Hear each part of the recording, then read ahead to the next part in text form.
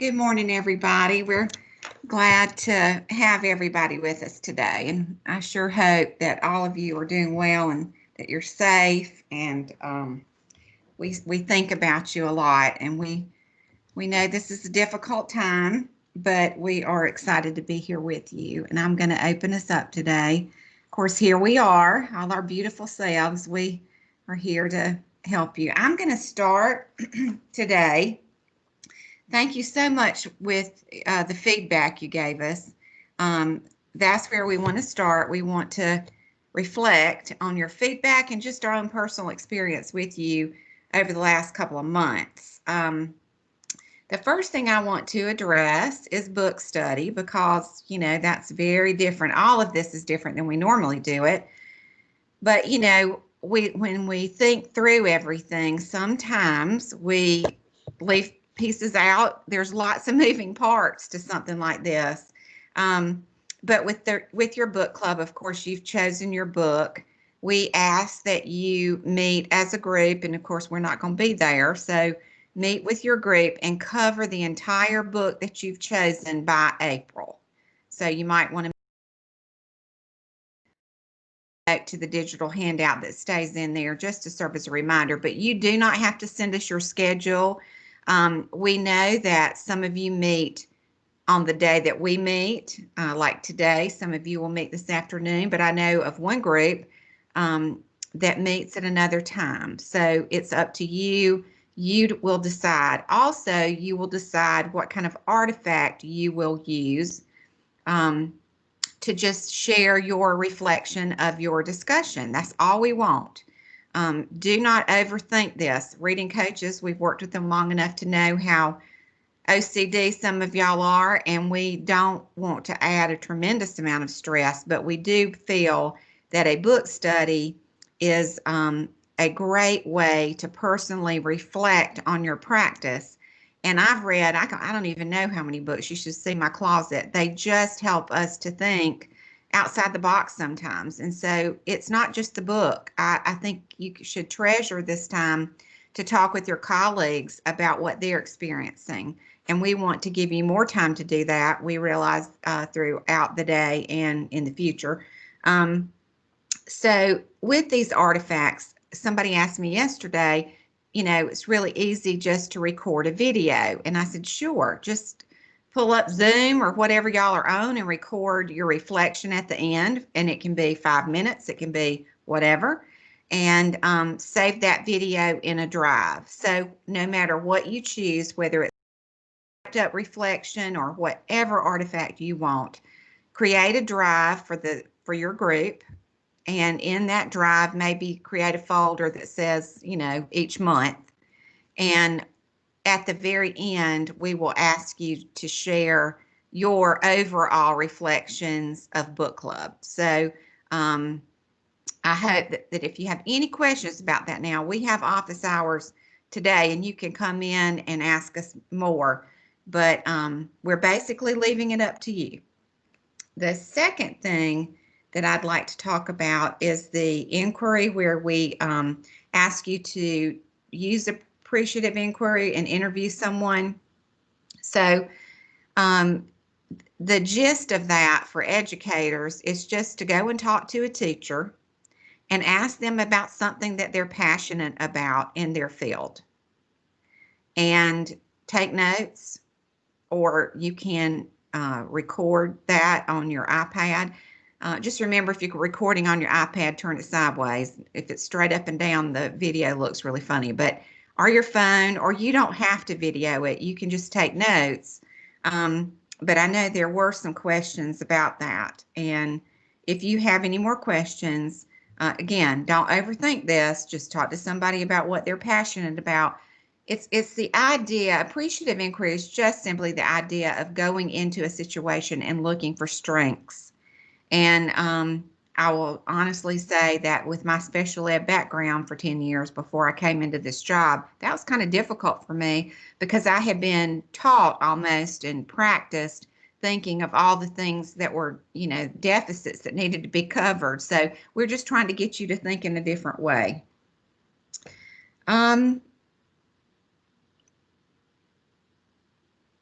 Okay, so we had some questions about in the back channels that were just wonderings that were great.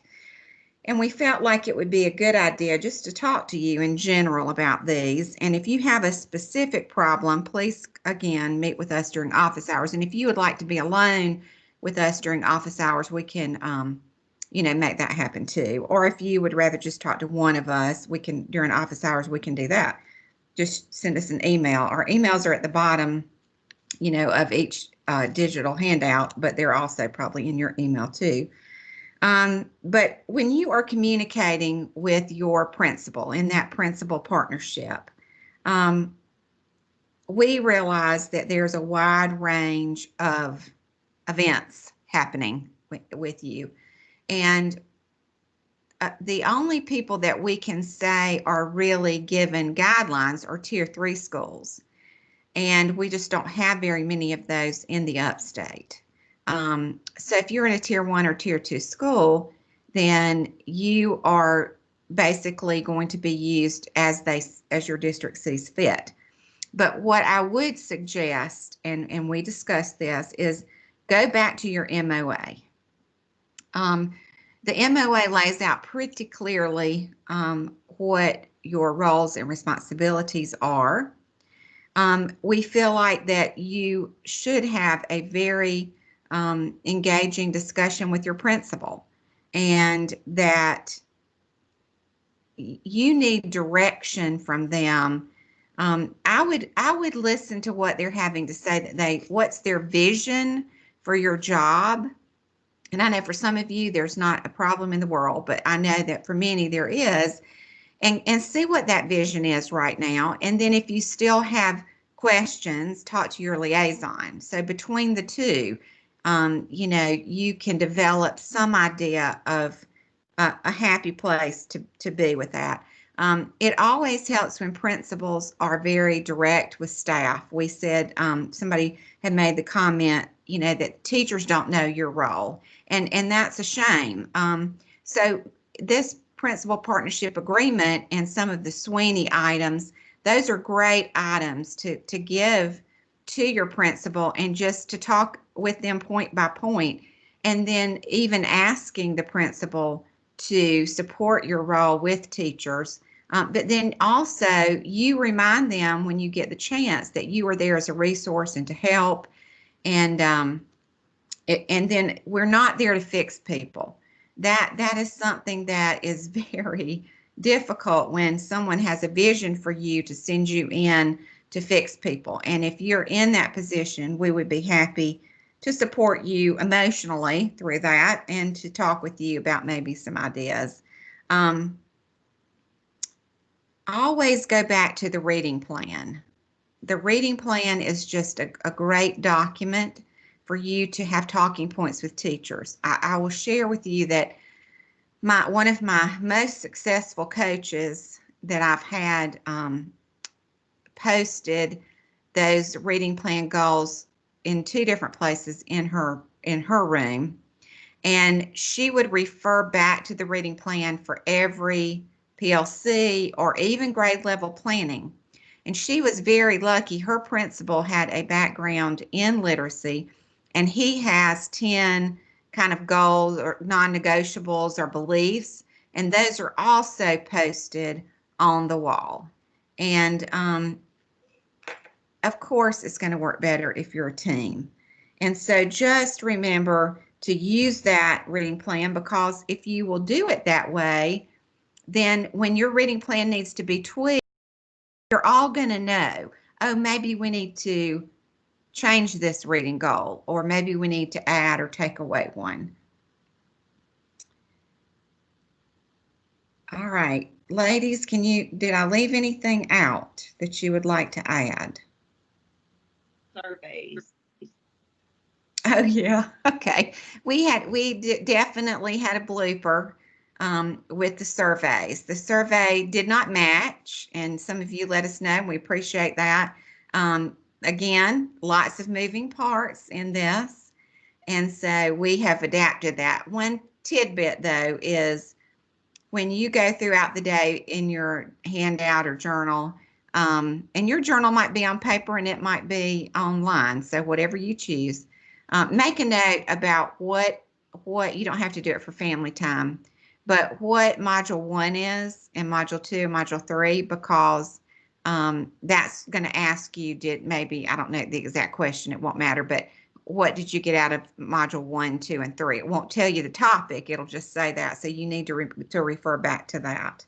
And the survey link is at the bottom, and we do appreciate this because, we don't know if we'll be face-to-face next year or not. I don't think anybody does. And so we need to get much better at this, and your feedback really did help. Andy, two other things. We moved the bringbacks to right above the survey link. So if you've got something you're supposed to do for module 1, it's there for module 2 and module 3. And you might want to just briefly tell them what we're thinking about December. Yes. Okay. So thank you, Jennifer. We are really excited about this. We know that Teams has not been the greatest platform, and we hear it from other coaches too that they don't like it. But we did learn yesterday that Zoom is now part of Teams, and so that's probably the route that we'll go. We may just go directly to Zoom, but I don't think so. I think if it'll work, we'll use it within Teams. But with Zoom, of course, we can put you in random breakout rooms, and that's going to be so nice, because I feel like trying to get y'all in these breakout rooms the old way, like we're going to still do today, we have technical difficulties and we take a lot of your time away. We're going to try to do better about that and give you more time to talk, because we know that's so needed. So that's one thing. The other thing is, look for a recording from us, a video. We are going to completely change the format for December. We feel like that we have not gotten a time to talk to you in small groups. And so we're going to divide you up during the day that we meet in December. And we're going to, everything that you have, and it will be much less than normal. Everything you have to do will be recorded.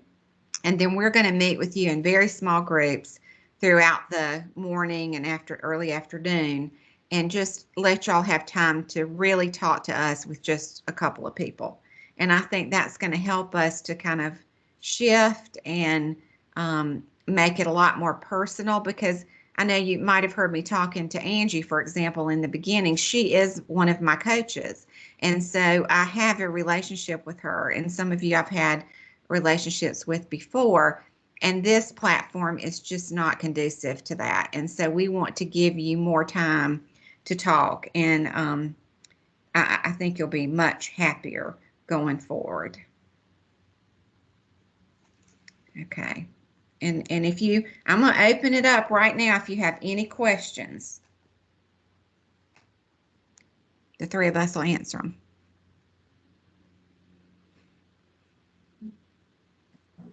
Was there an agenda for today that I missed? It's yes. in the chat room. I'll copy and paste. Oh, Patina beat me. Okay, thank you. And everybody, when you open up that agenda, if you would please, you see where our names are with the bullets, just put your name in there, because that's how we're taking attendance, and I need them for today's breakout rooms that I'm gonna be doing. So I need to know who's here so I can be sure I don't leave anybody out.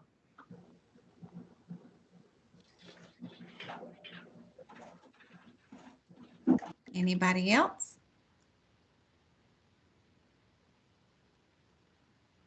Okay. All right, I'm gonna do my best with this. Okay, so I'm gonna spin the spinner, and whatever color it falls on, you're going to write in the chat. This is called the Grateful Game. You're going to write in the chat, and I'll get Bettina and Jennifer to shout out some of those to us. Okay, I guess I have to click it again, right? Click it and it'll stop. Okay. Oh. Uh-oh. There it is. Blue. Name a skill you are thankful for. We're only going to do this a couple of times, but if y'all pop them in there and one of y'all read them out loud. Okay. A skill you're thankful for. Organization. Okay. The ability to be empathetic towards others. Writing. Building relationships with others. Cooking. Mm. Motivating others. Another cooking. Talking too much. That's mine. Reading skills. Compassionate listening. Okay, wonderful. Oh, Lots of experiences, moves. Cooking. All right, it's fun again. What's it going to? red. Name Red. a person you are thankful for. My son, my husband, my mother, my husband, Mark, my husband. That counts. Yeah. Parents, children, All right, one husband more. and kids. Okay, one more time. All right, y'all see I realized how to do it now. You've already Except done it's the blue. same color. Teal. Name a sound you are thankful for. Interesting. Birds. Oh, Tiger yeah. rag. I was thinking that. Birds. Worship music, sorry. Yes. Laughter of my kids. Oh, Small yeah. feet running on hardwood floors. Hearing my unborn baby's heartbeat. Oh, Music, how exciting. music. Mm, Congratulations, I love- Tiffany. Oh, that was wonderful. 2001.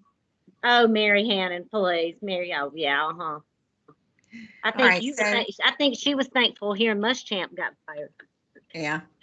All right, so if you want to use this, do you see it says distance learning path color spinner? I think that's kind of cute. And then they just took the spinner and did this. If you ever need it, we can probably send that to you. All right, I'm going to unshare and turn it over to my friends. If I can make it bigger. Okay, I'm just gonna ask one more time while they're switching. If you have not signed in on the digital handout, please do it now because I'm gonna start working on the breakout rooms for my module. So if you need the agenda, put it in the chat and I'll copy and put it back in there.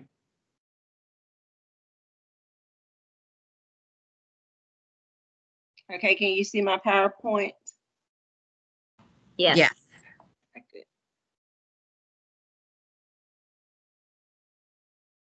Okay. Good morning. Good morning. Oops, I didn't mean to pull this up first. All right. So here is our digital agenda for today. And if you look here, you will see module 1 that talks about change. And we're going to talk about the stages of change and managing complex change. Here you have your 5 I can statements. If you scroll down on your digital agenda, you will then see where it says important links, module 1. These are all the links that you will need for module 1, okay? You have everything here that you will need for module 1.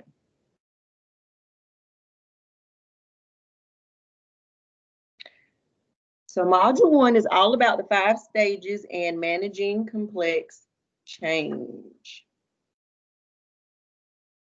As coaches, we have to be expertly aware of how complex change can be for individuals and organizations.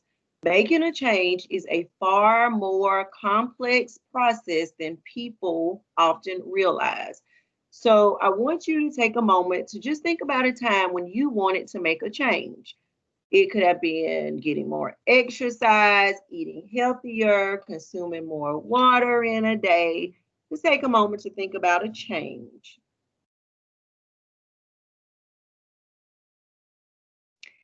Then I want you to think about, was it easy to make that change? Were you able to make that change overnight? Then think about at times, did you have strong emotions associated with that change, such as frustration, anger, maybe even sadness? And then think about, did you sustain the change for the long term? Did it last? And I think that we've all been there before because change is hard. So Michael Fullen says that as leaders, it is essential to understand change.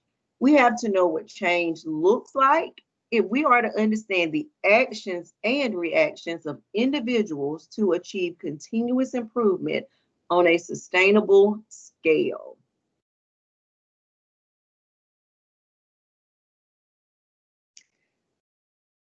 So thinking about the what. So the what of change is sometimes easy to identify. We can always identify what needs to be changed. But although the how of change is much more complex, change is a natural part of being human. Change is inevitable. However, how people actually experience change must be distinct from how it might have been intended. So as coaches, we facilitate the adaptation, the learning, and implementation of many different types of changes. We have new initiatives, new curriculum, new practices. And sometimes people embrace change and progress through the stages of change in very different ways. So here you see another quote by Michael Fullen. The proof is in the pudding. The way in which change is put into practice determines to a large extent how well it fares. Just think about that for a second. So in today's session, we hope to provide you with more insight and meaning into the stages of change. And think about how you could go about managing complex change as a reading coach. So here are your learning targets for today. I can name and describe the 5 stages of change. I can apply the 5 stages of change to my current coaching work. I can identify and analyze factors for managing complex change. I can describe what it means to be resistant and ways to alleviate resistance in coaching. And I can describe how my understanding of change has evolved and how I will apply this knowledge in my work as a reading coach. Here you have your reading coach standards, and you can take a second to just look at that.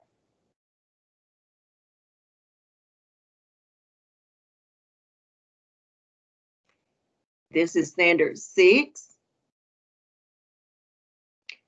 And one of the coaching action states that the coach will be able to apply literature and research findings about adult learning, organizational change, and professional learning.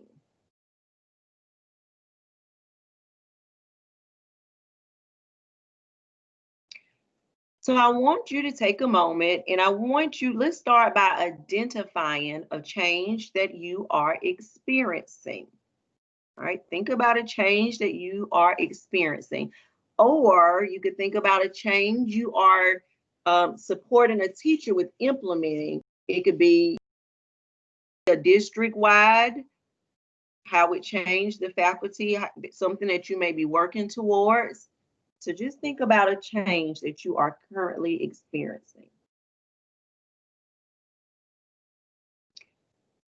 In your notebook, I would like for you to jot this down. I would like for you to describe the change, describe the process involved with the change, describe the benefits of the change, describe any barriers and or misconceptions of the change, and any emotions evident in the change process from stakeholders.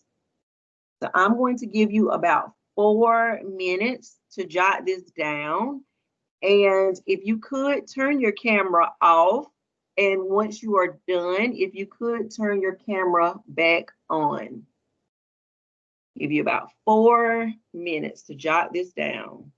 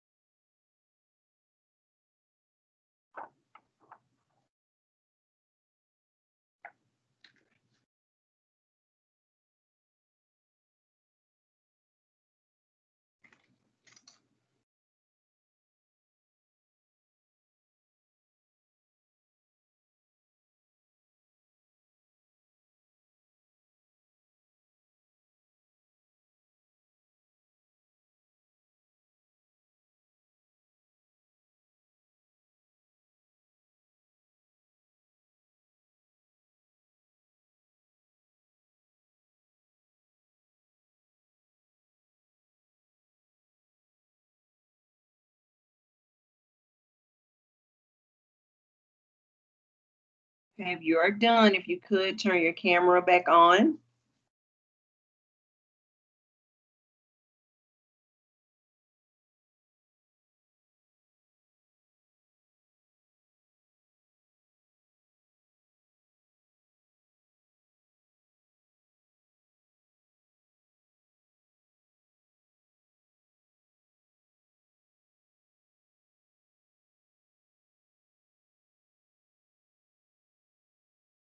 So at this time, we won't share what our change is, but it is essential to keep this change in mind as we move forward in our learning today. So on our first stop, you will be able to gain more clarity on the stages of change. The researchers DiClemente and Prochaska were the original developers of the 5 stages of behavior change model, also known as the trans-theoretical model. This model was originally developed as a model for behavior changes for creating a healthier lifestyle and healthier habits.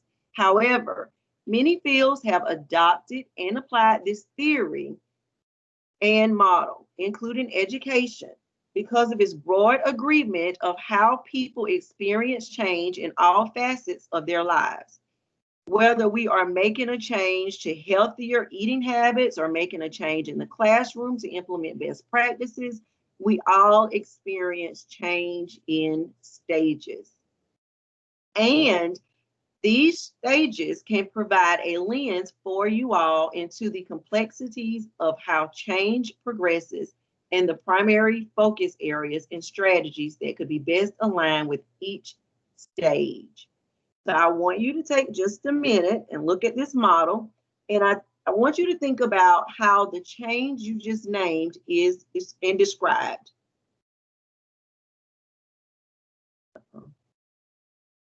Take a moment to think about the change you just named and how it is described. Think about what stage are you thinking this change experience is falling in. So what stage is your experience falling in?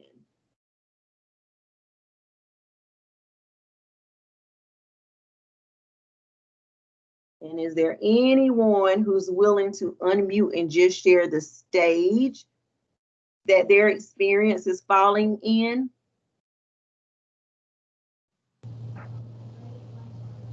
Mine is I think- falling in between pre-contemplation and preparation, because I'm looking at a school goal. There are some teachers who are at the pre-contemplation stage, at the contemplation, and then at the preparation stage.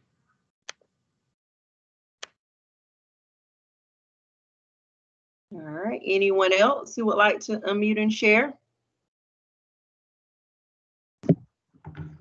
Hey, so we're at the action part because we have like district-wide mandate, and so we kind of missed all the other steps. So I'm kind of seeing why it's so difficult, because we're just thrown in, and this is education as a whole. 28 years of doing this, we all know this. They implement something, and it's just you're at the action stage. So we weren't ready. We didn't have the preparatory steps that we need, particularly in a year like this. It's like, watch this video, go implement it.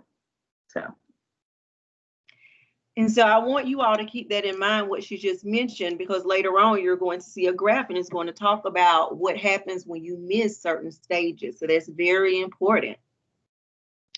So let's move forward in learning about each stage. So here you have stage 1, which is the pre-contemplation stage. And this stage is described as when one is unaware of the problem and their need for change.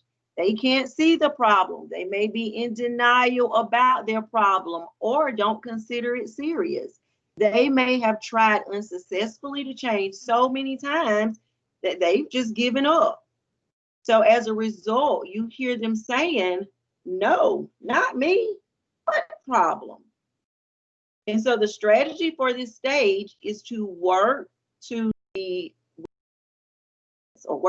awareness. So you do that by exploring the strengths, the limitations, and the needs. You explore the pros and the cons of targeted behavior, recognize the change potential. You explore positive outcomes related to the change by looking at data, research, experiences. And you build trust through interpersonal relationships and collaborative environment. So this is the preconception change. And so for a reading coach at this stage, it's best to be an unconditional partner when you are working to create trusting relationships and that will set the right conditions for raising awareness and supporting change. So is there anyone, you can put in the chat box a little emoji if there's anyone who is connecting to this, to stage 1, and some of you've already shared, but if you're connecting to this, you may want to drop a little emoji in the chat box.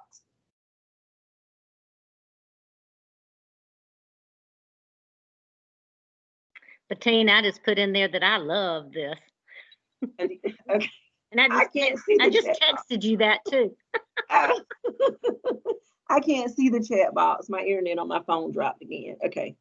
Yeah. I'm looking at it. Nobody else has put anything yet. Come on, people. What you thinking? All right. Okay, they may not be there yet. It's okay. We'll go to stage 2. Oh, somebody's got like a little worried little look, little smiley face, just nervous, looking all around. All right, so stage 2 is the contemplation stage. This is when one weighs the advantages and disadvantages of changing to a new way of doing something. When you see the possibility for change, but they are uncertain. When they are thinking about change, but they have no plans in place. They don't know how they're going to do it. So the person is ambivalent, which means mixed feelings about change. So some of the things that you will hear is, well, maybe I'll think about it. So I give you a second to read the strategies if you are in this stage. Here are some of the strategies.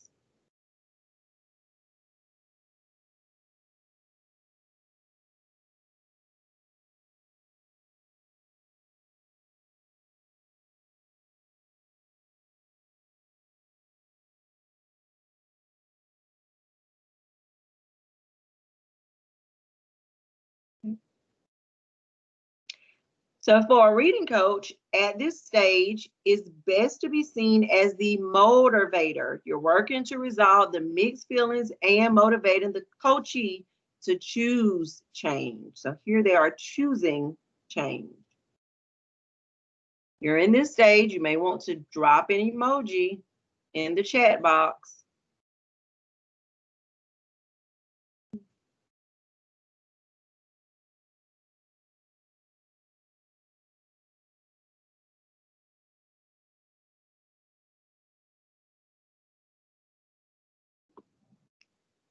Jennifer, is there anyone who's in this stage? Nope, nope. Nope. All right. Well, I feel so crazy because I can't find the emojis. Down underneath the where you would type, you see there's a paperclip, a little face. Yes. That's them. Okay, but then when I click it, it gives me like a bold, italics, but I If just you might not click be on the little seeing it. emoji, the little smiley face, then you'll get choices. Okay, thank you. Uh-huh. Monica says, I'm at this stage with eating right now.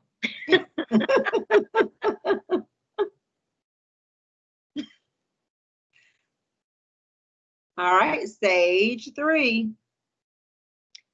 Stage 3 is described as when one is preparing to implement change. So you're in the implementation stage. The person is preparing to experiment with small changes. They are making a commitment to change, but they are still unsure what to do and where to start. So here you will hear things like, I think I have a problem. So, okay, what do I do now? Give you a second to read some of the strategies for stage 3.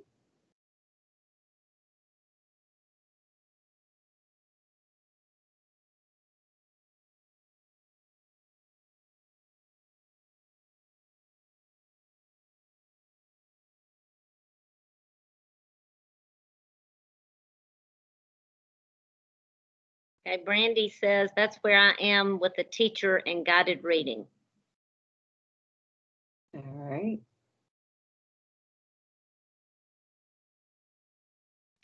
So for a reading coach at this stage, you are often seen as the strategist, working to support the coachee in identifying strategies that will support the change, and then you're going to create an action plan that is realistic. So at the bottom for some of the strategies, you see the realistic goals, you see the timeline there, positive reinforcement, maintaining clear communication.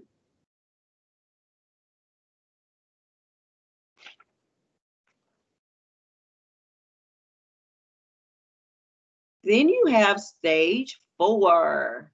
It's all about the action, and we heard someone earlier mention this. And this is described as when one takes definitive, I can't talk this morning, definitive action towards targeted change. They are making observable changes and practicing, but they have not yet stabilized the process. So if you're observing the change, you are practicing it, but it is not yet stabilized.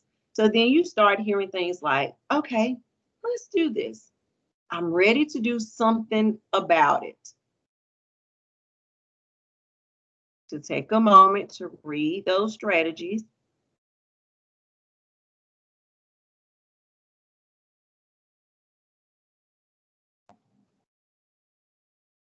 And if you are there, you can drop an emoji in the chat. Mary Kay says, face-to-face teachers moving toward virtual teaching. Yep, we're all having to say, okay, let's do this. Jump in there and try it out, yeah.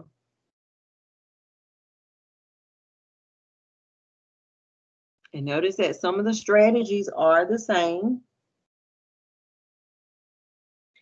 So Stacy says, dealing with sudden shutdowns and helping teachers get it all together.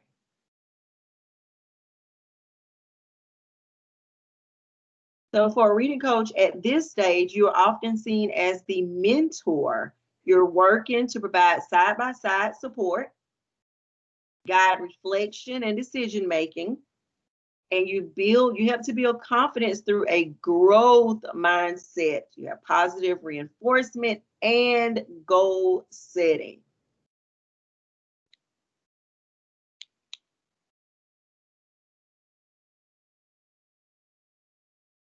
But we have quite a few people who are in the stage 4, the action part. Okay. Patty said she dittos with Stacy. Tasha says, I'm here with the teacher for guided reading.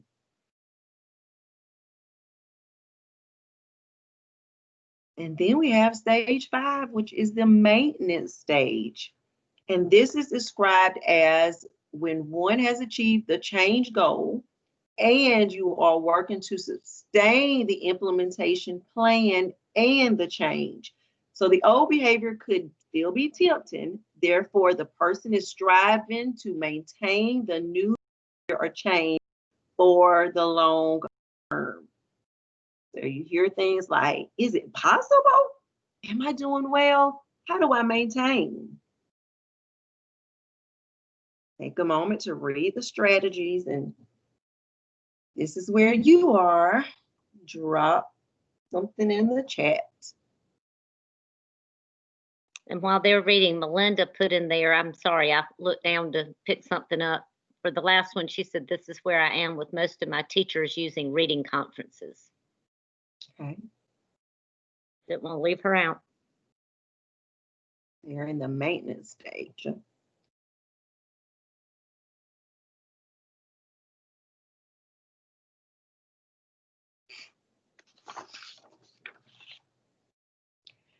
So now we're getting ready to go into breakout rooms. And you're going to finally reveal your change scenario that you wrote about in the beginning. And you're going to relate the scenario to the 5 stages of change. So while you're in your breakout room, you're going to talk about your scenario that you wrote down earlier. You're going to relate it to the 5 stages. You're going to answer these 3 questions. So based on your scenario, what is your current stage? What strategies would work well for you in this stage? And how will you use this information to enhance your coaching? So answer those 3 questions in your breakout room. And so I've created a handout with the 5 stages of change that's listed on your digital handout. The handout is located, or the link is up under module 1. So you could feel free to open it on your computer if you would like to refer back to it. You have that.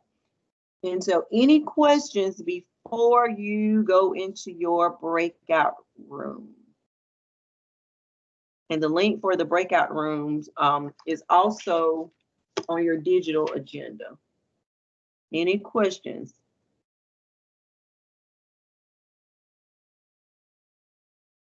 Okay, you'll have about 10 minutes. So if you all could join us back at 9:26. If you look on your digital agenda up under module 1, where you see the links, you should see where it says breakout rooms.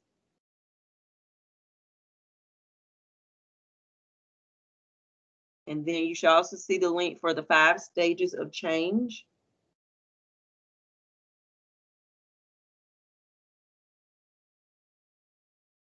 All right, you have 10 minutes.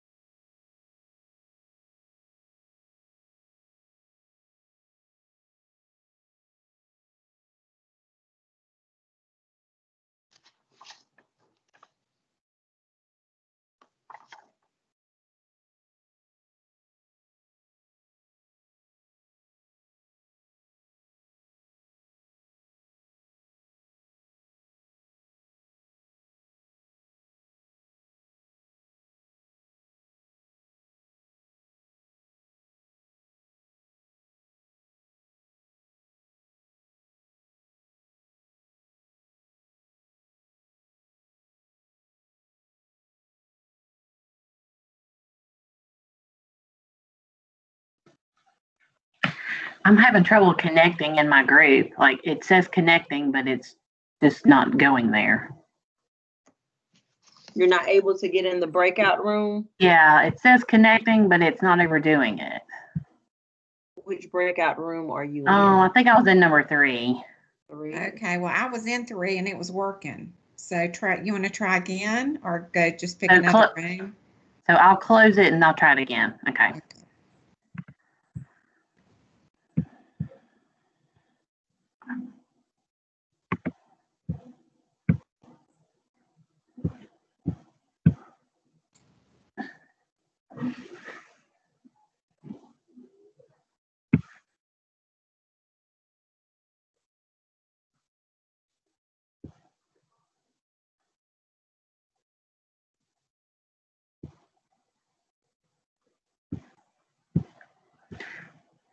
Okay, it was room 2, not 3. All right, let me go to 2. I'll do it. And it says when meeting starts, we'll let people know you're waiting. Okay, I'm going right now. Okay.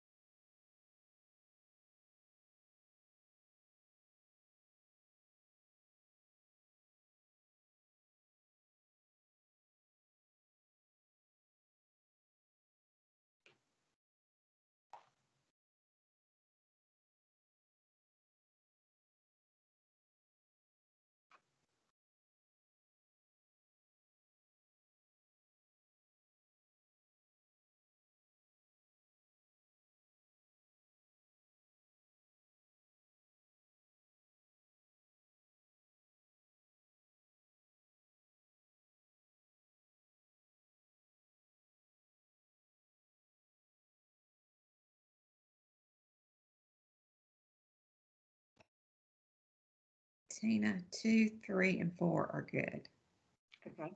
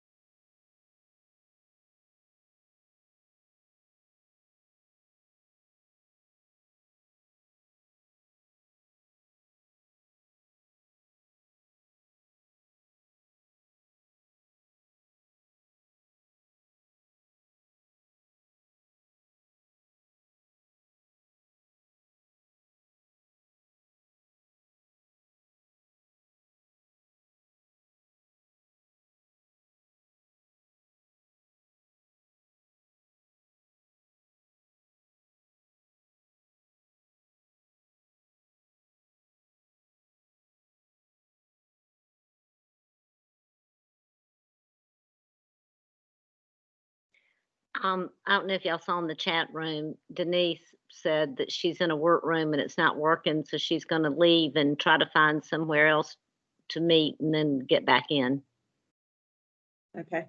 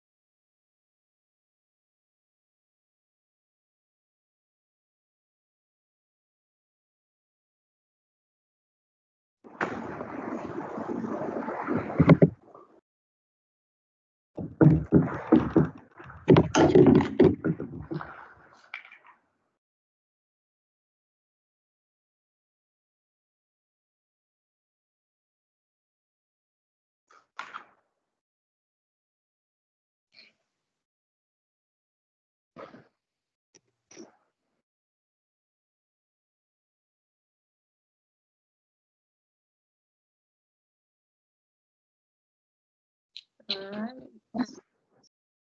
We're waiting on a few more people.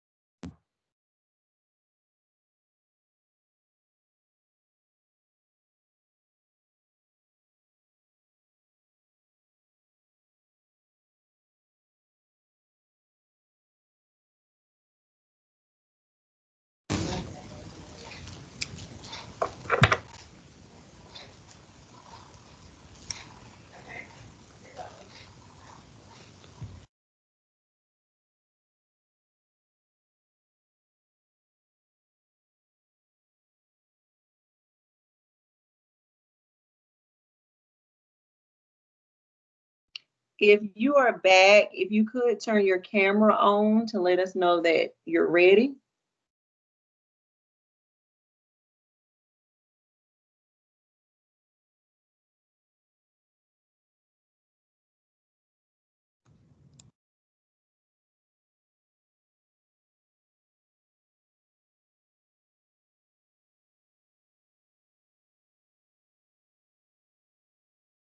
Okay, they're good. Okay. All right. So is there anyone who's willing to share a highlight from their breakout room? You can share how your thinking has changed based on your new knowledge of change. Anyone who's willing to unmute, be brave. It was really helpful just to talk to someone else because what I saw as almost like a problem, she gave me a solution, and then my brain starts spinning and starts coming up with different ideas too. For example, our school does very well with test scores. I mean, we do. But I also see some children who fall through the cracks because maybe things are not taught exactly like that. For example, one of my goals is shared reading because I see that it could be improved in some areas. So I was talking to Tiffany actually, and she suggested, because I tried to, last year I did the same thing with read alouds, and teachers signed up, not a problem. I came in, I modeled. This year, I think they're holding their time so close to their heart because they're worried about not getting everything taught, and the kids are behind a little bit more, that they're not signing up. So Tiffany it's something so simple that I should have thought of, but it was wonderful that she came up with it. She was just saying maybe give them an incentive to sign up, whether it's, I can't remember exactly the idea that she actually gave, but then I know my principal would be okay if they left at 3:00 instead of 3:45 on a Tuesday. Or I even thought after Tiffany was talking, I could do a gift card and pull a name out for a gift card for, whoever signed up. They have the chance of winning something. So that's a really good thought. It's something so simple, but yet it means a lot, and I think it would work. So it was nice to have that time. Motivation. Who wouldn't want to be able to leave early? Love it. All right. Is there someone else who would like to share?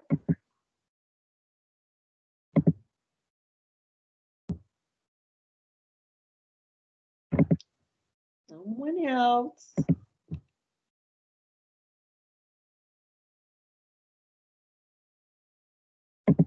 I'll share.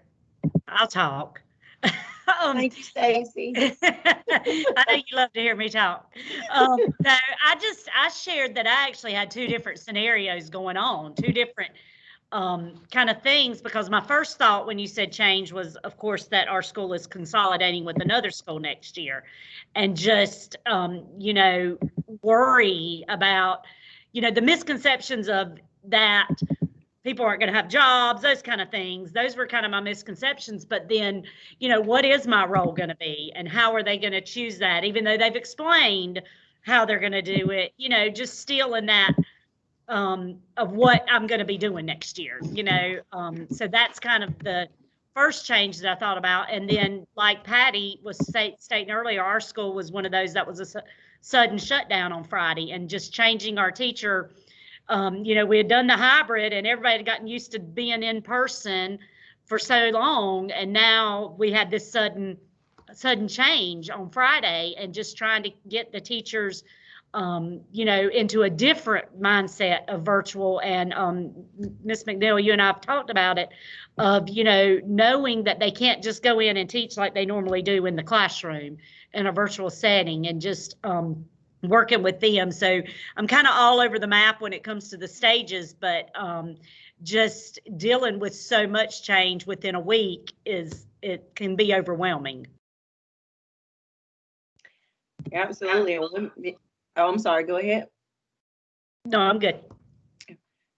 And 1 minute you feel like you're on one stage, and then the next minute you feel like you're on a different stage, and making that change next year is going to be even harder, because you're going to have to figure out where the other school is, and how do you transition your teachers from one to the other. So it's going to be a process, but a good process. That's right. All right, anyone else?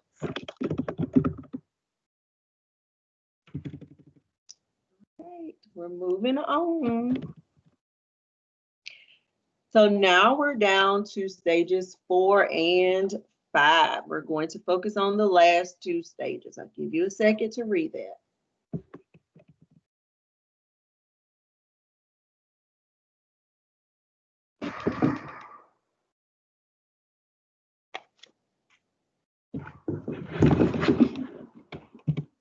All right, here you have another quote by Michael Fullen.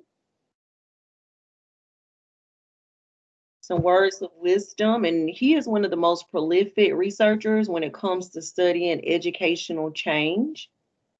So I'll give you a second to read his quote.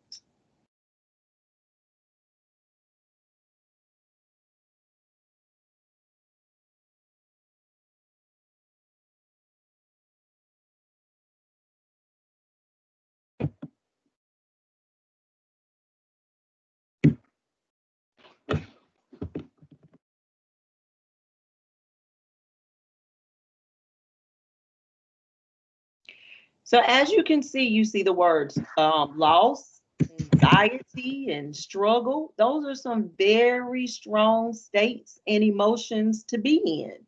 So Michael Fullen, he believes, and I think we can all agree, that change does stir up and bring about some very real and strong emotions.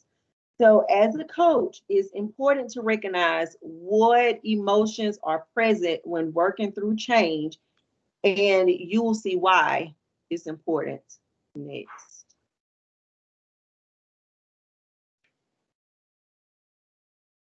So picture here is the second model we will be introducing you to today in regards to change. This model is titled The Model for Managing Complex Change, and it was developed by Timothy Costner. This model is particularly useful when thinking about change management. Costner's premises is that the 6 categories listed at the top and highlighted in the red box, which are vision, consensus, skills, incentives, resources, and action plan. All of them need to be present in order for complex change to occur successfully. So all of those things must be in place. Perhaps the most interesting part of this model is Costner's identification of a symptom or emotion. And that's what he calls it. He calls it a symptom or emotion that is bound to occur if one of these components is missing. So the symptom is shown in the purple box. So that's your symptom. For example, I want you to look at line number 3. So if resources are missing, the symptom or emotion is bound to be one of frustration. So you have resources missing, so it's going to equal out to frustration. I want you to take a moment to read through each line, noticing what is missing and what the symptom might be because of the missing component. So just take a moment to read through the chart. Notice the symptom.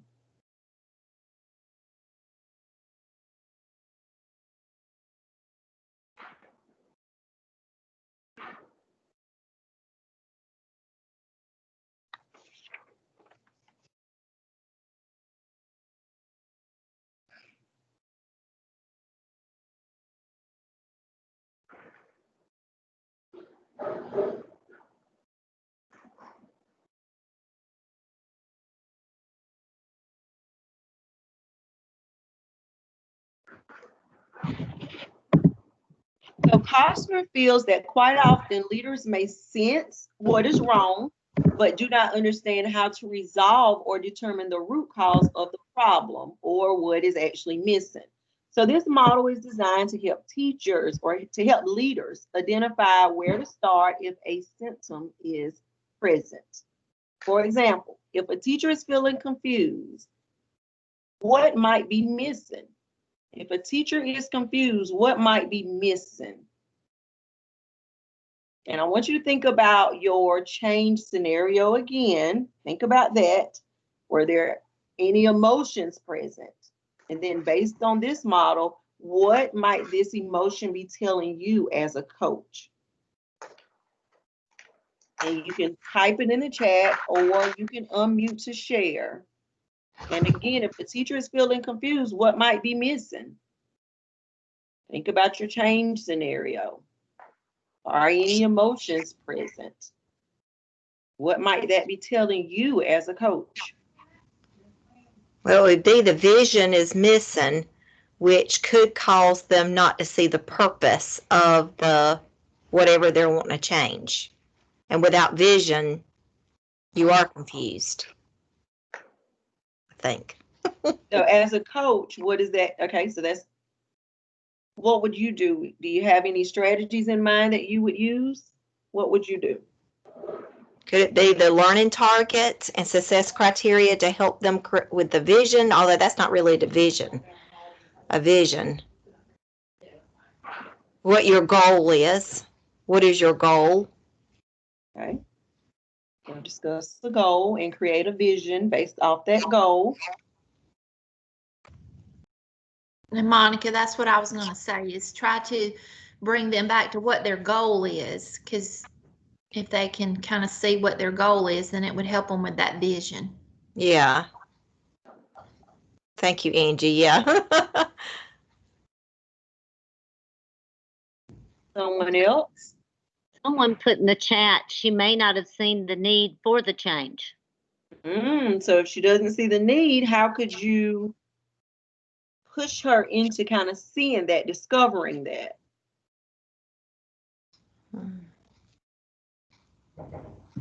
So in my district, we're implementing a new universal screener, and I've seen a lot of frustration, a lot of anxiety, a lot of confusion, and even some resistance from teachers. And this chart really helps explain this to me and the reasons behind all of it. Even though I kind of knew the reasons, but this is a good visual. I think the why is very important. We all want to know why, the understanding behind it. Absolutely. All right. So here you have a back channel, and we've used the back channel before. You have your noticings, wonderings, connections, and reactions that you're having. So I want you to find the link to the back channel conversation on your digital agenda.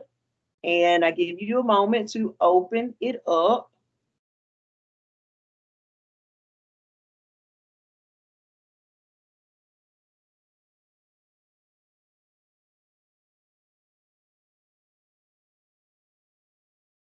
And this back channel was just a written conversation while the presentation is happening. It's just going to hold our thinking. So as we work our way through learning about the 6 components of Costner's Managing Complex Change model, I want you to type your thoughts in the back channel. And then we will revisit the back channel at the end to see your comments. Does anyone have any questions about the back channel? So you want to keep this tab open as we go through the 6 components of it. Any questions?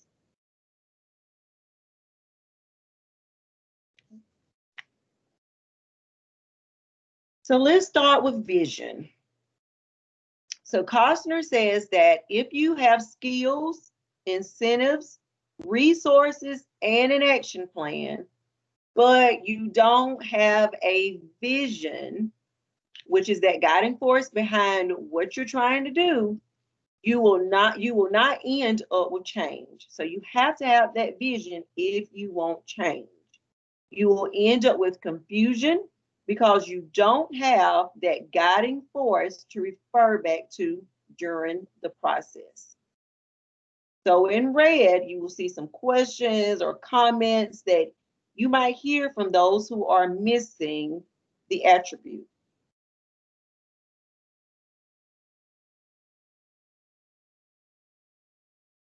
So thinking about the back channel as you look at vision. If you're noticing anything, you're wondering anything about vision, you have a connection or a reaction to that, you can type it on the back channel up under the specific heading.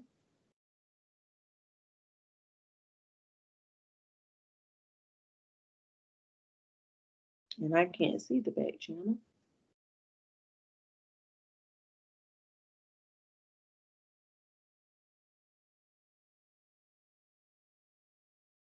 All right, I'm gonna go to the next one. And if you need me to slow down, just type in the chat, please slow down, and I will. Yes, I will, at the end, I will copy these slides and I will put it on the digital agenda.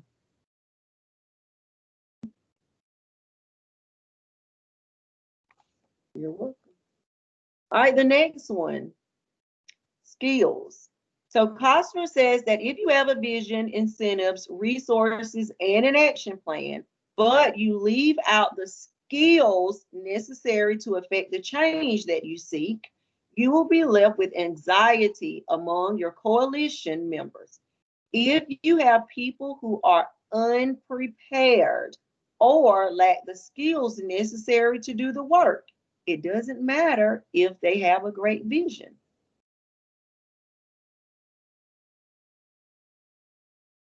So in red, you'll kind of see some of the comments or the questions that you might hear.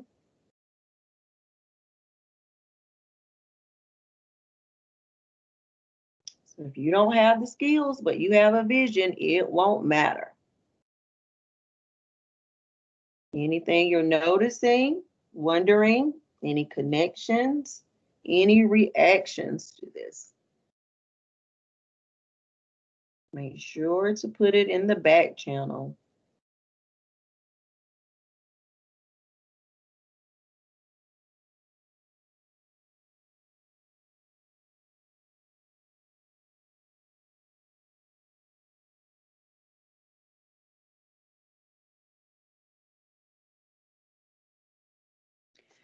So next is incentive.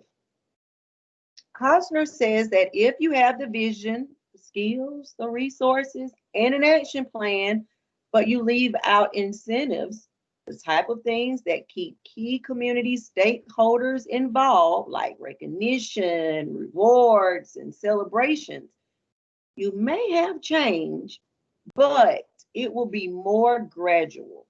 It may take years to accomplish what you could have done in a shorter period of time. And a lot of times, the key incentive for teachers is that the change will result in student outcomes. Teachers want to know how the change will benefit themselves and their students before they commit to it. The incentive or reward must far outweigh the perceived effort or the pain for making the change. If they don't feel a change will create student outcomes, then they are likely to resist the idea. In red, you will see some of the things, some of the question, well, you don't have a question there, but some of the comments that you may hear.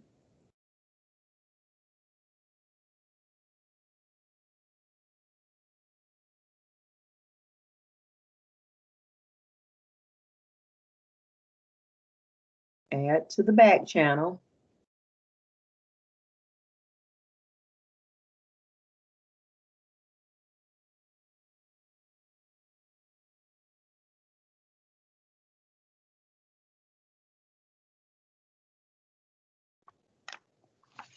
Okay.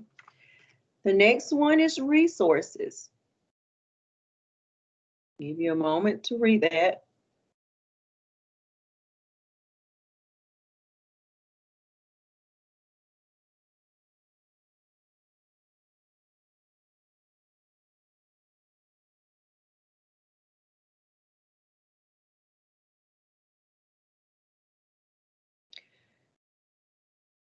So Costner says that if you have the vision, skills, incentives, and action plan, but you leave out the resources, which can be time, personal, equipment, money, and etc., you will end up with a lot of frustration because you've got a plan and you know how to accomplish it, but you don't have the resources to get the job done. So keep in mind, resources can be physical resources and emotional resources.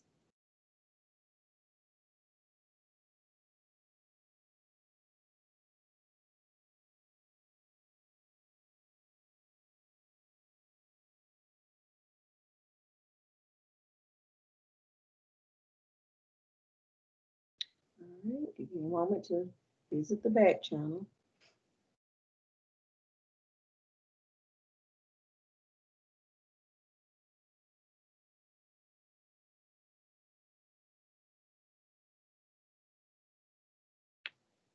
And the last component is the action plan. I'll give you a minute to read that.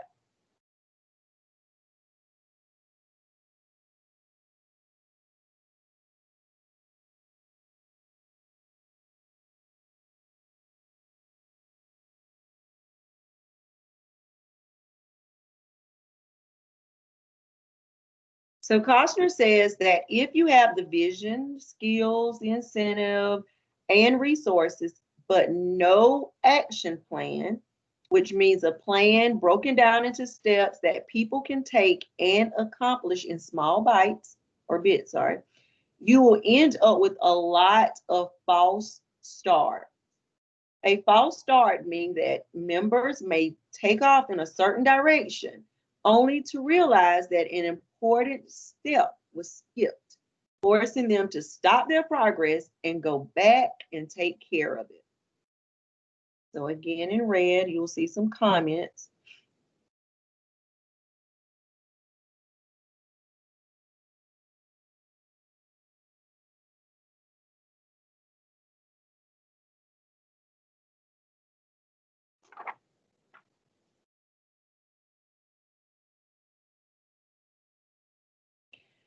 So now let's revisit the back channel, and I give you a few minutes to go in, if you haven't already, and jot down things that you are noticing, wondering, any connections that you may have, or any reactions that you may have to Costner's Managing Complex Change model.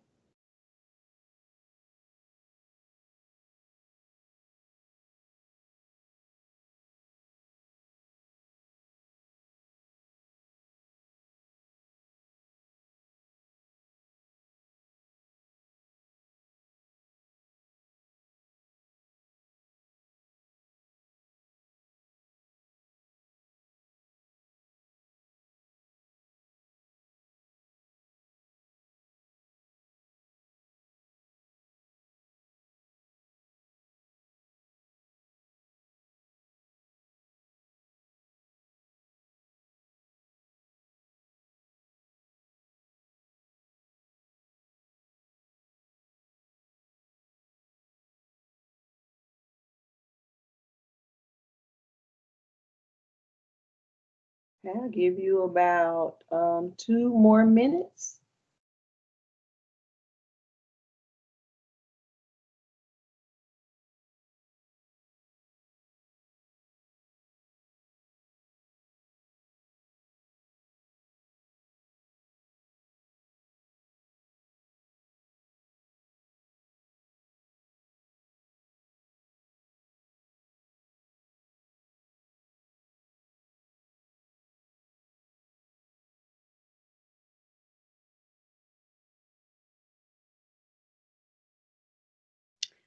All right. So now I would like for you to take out your notebook or whatever you use to keep your notes. And I would like for you to take a moment to reflect on the following 2 questions. The first one says, how has your understanding of change evolved today? How has your understanding of change evolved today? And the second question, how will you use the knowledge you have gained in your coaching work? How will you use the knowledge you have gained in your coaching work?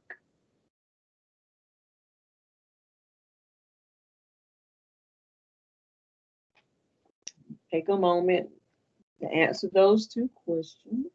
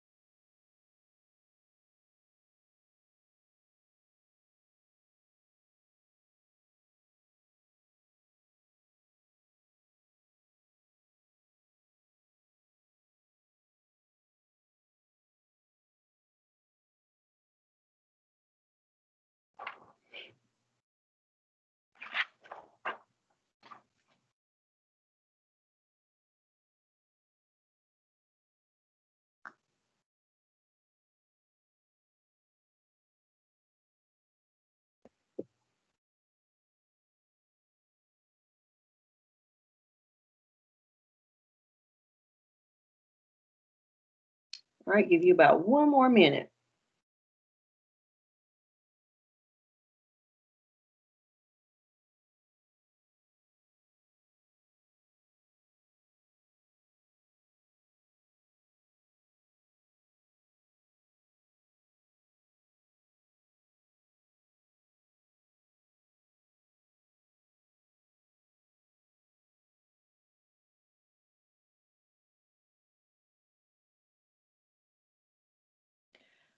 All right, so Frederick Douglass says that if there is no struggle, there is no progress.